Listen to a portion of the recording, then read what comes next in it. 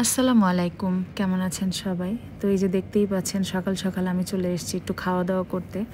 আমার আজকে সকালে উঠেই খুব ইচ্ছা করছিল যে আমি একটু গরুর নেহারি দিয়ে একটু তেল ছাড়া পরোটা খাবো।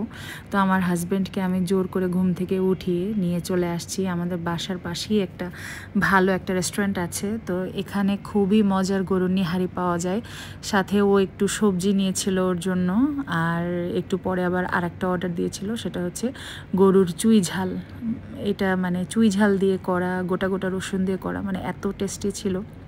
আর সাথে এই যে দেখেন আমি গরুর নিহারি দিয়ে তেল ছাড়া পরোটা খাচ্ছি। আসলে কেন জানি না, হুট করে এই ধরনের খাবারের অনেক বেশি ক্রেভিংস ওঠে, তো তখন নিজেকে সামলাতে পারি না। তো তখন দেখা যায় যে হাজব্যান্ডের সাথে হাজব্যান্ডের কাছে আবদার করে বসি, আর ও আমার কোনো আবদার আসলে ফেলে না।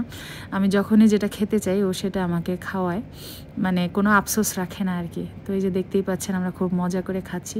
আর নিহারিটা আসলেই মানে খুবই ইয়ামি ছিল। আমি জানি না যে মানুষ কেন এগুলো খাওয়ার জন্য 300 ফিট যায়। হাঁসের মাংস, রুমালি রুটি, চাপড়ি পিঠা এগুলো বাসায় অনেক বেটার বানানো যায়।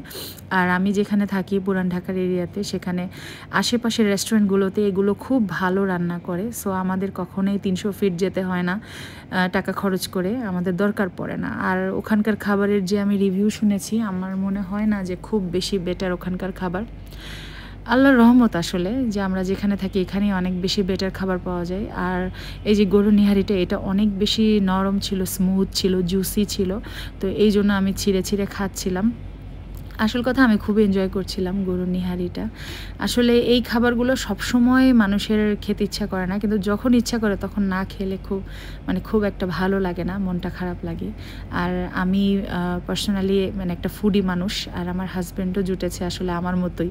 আমরা জামাই বউ দুইজনই খুব ফুডি টাইপের। আমরা মাঝে মধ্যে রিচ খাবার খাই, আর আমাদের ভালো লাগে, আমরা কোয়ালিটি টাইম স্পেন্ড করি। সাথে আবার আমরা ড্রিঙ্কস নিয়েছিলাম, ও হচ্ছে একটা লেমন নিয়েছিল আর আমি একটা মোজো নিয়েছিলাম।